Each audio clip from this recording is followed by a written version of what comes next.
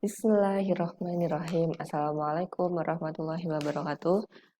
Terkait soal yang nomor 9, ini adalah penelitian saya berjudul ini dinamika kebahagiaan individu dan rumah tangga di Indonesia. Merupakan penelitian kuantitatif menggunakan data sekunder. Datanya bernama Indonesian Family Life Survey atau biasa disingkat dengan IFLS. IFLS merupakan suatu data yang bisa di-download secara gratis.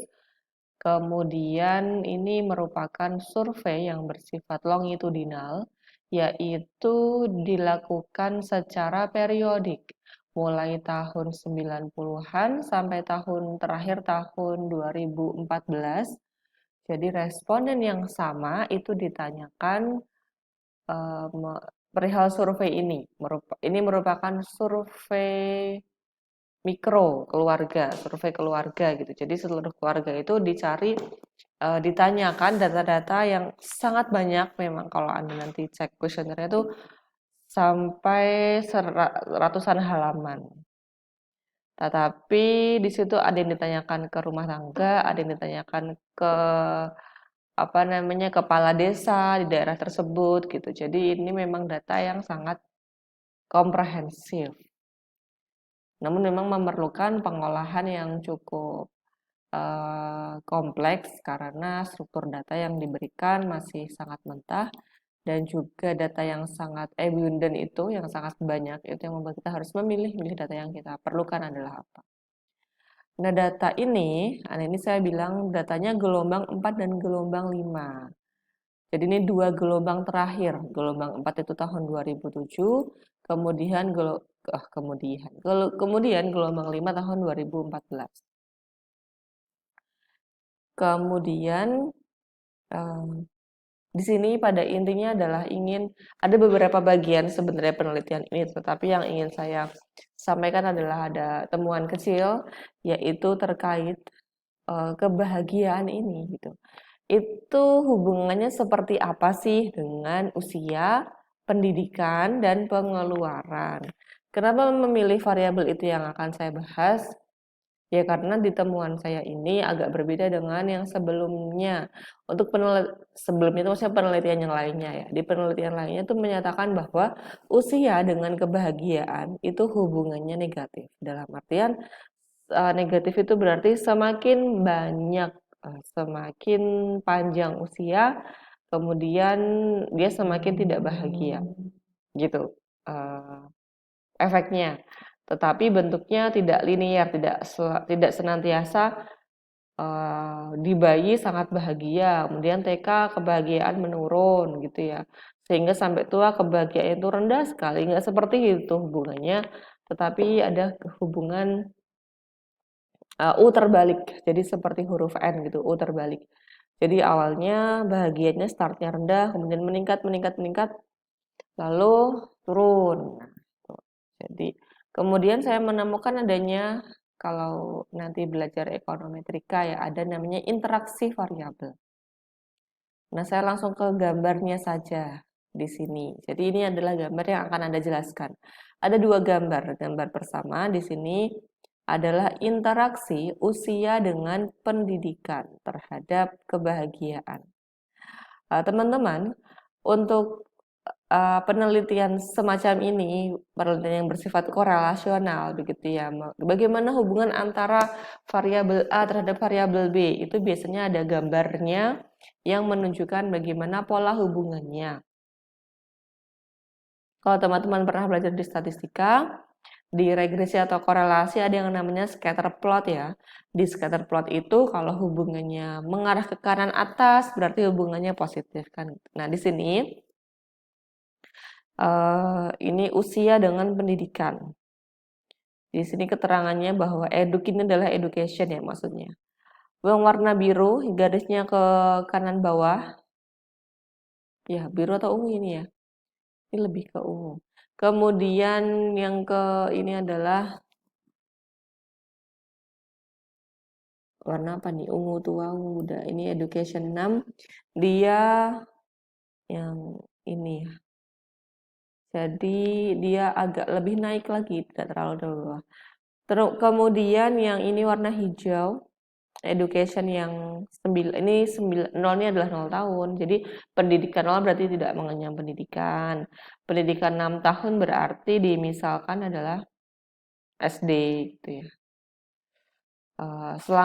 Jadi 6 maksudnya adalah mengenyam pendidikan selama 6 tahun begitu.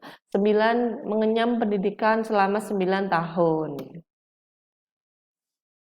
Dengan kata lain, educational berarti tidak berpendidikan, kemudian di sini adalah SD, lalu di sini lulusan SMP, lulusan SMA, lulusan S1, dan lulusan lebih dari S1.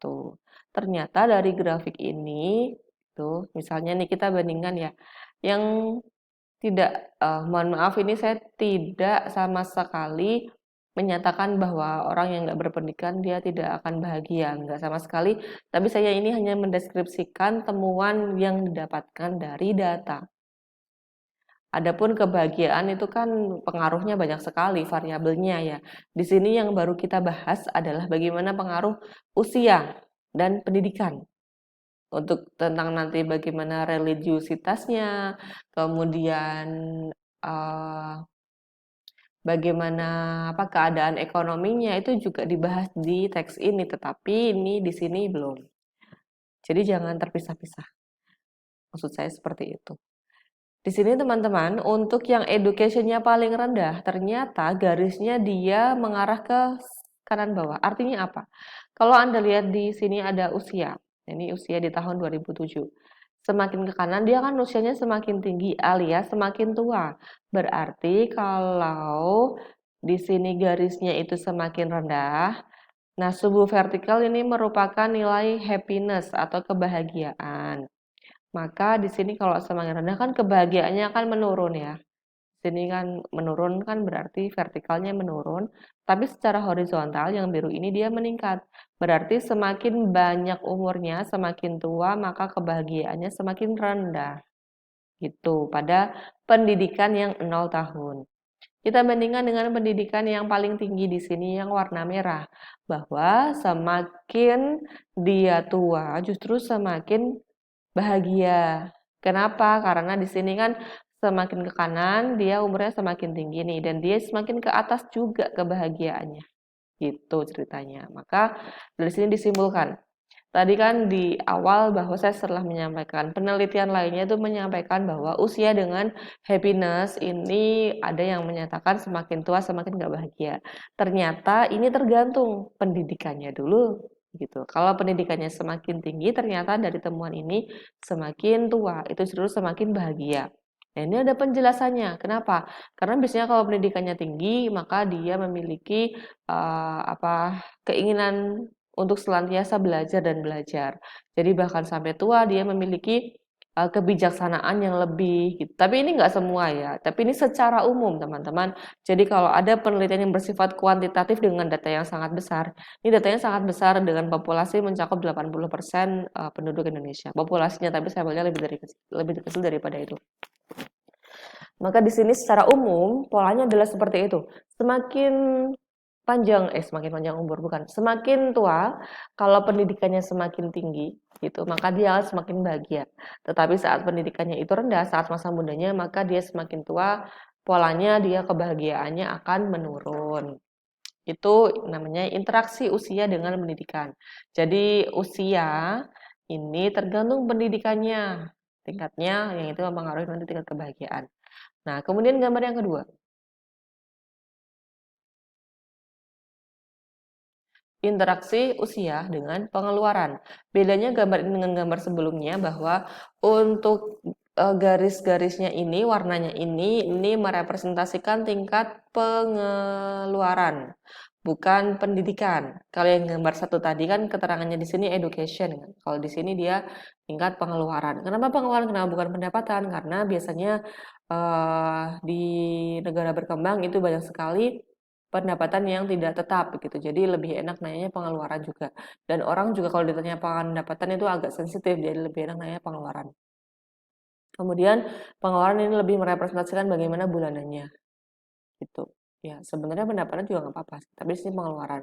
Nah, ini maksudnya LAN PCE ini adalah PCE itu per capita expenditure. Jadi pengeluaran per orang di rumah. Jadi kalau ada pengeluaran 10 juta dalam rumah tangga ada 5 orang, maka per capita expenditure sama dengan 2 juta. Ini ada LN, ini maksudnya adalah logaritma natural. Jadi biasanya data-data seperti pengeluaran, pendapatan itu dibikin transformasi logaritmanya. Kenapa seperti itu? Anda bisa browsing. Kenapa kalau pengen tahu? Saya nggak ngebahasnya di sini. Kemudian di sini ada warna biru, ungu, hijau, dan orange. Pada yang orange, dia hubungannya ke bawah. Semakin tua pendidikannya semakin tua kan ke bawah berarti semakin tua ya.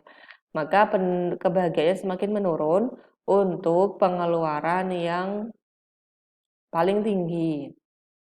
Untuk pengeluaran yang paling rendah di sini yang warna biru itu dia kebahagiaannya semakin tinggi semakin bertambahnya usia. Seperti itu. Semakin tua dia semakin bahagia untuk kelompok yang pengeluarannya paling rendah. Sebaliknya, untuk kelompok orang-orang dengan pengeluaran yang tinggi, semakin tua dia semakin tidak bahagia. Ini secara umum, sekali lagi data secara umum. Ada kasus khusus ya, ada orang yang semakin tua, dia pendidikannya memang rendah sih, tapi dia orangnya sangat bersyukur, kemudian ilmu agamanya bagus, sehingga dia happy aja sampai tua terus semakin bahagia ya ada. Tapi di sini saya ngomonginnya gambaran umum data yang ada, bukan per orang, bukan keunikan-keunikan. Itu bedanya penelitian yang kuantitatif dengan kualitatif. Oke, seperti itu teman-teman bisa menjawab soal yang ke-9 ya berarti ya. Demikian semoga bermanfaat. Alhamdulillahirabbil alamin. Wassalamualaikum warahmatullahi wabarakatuh.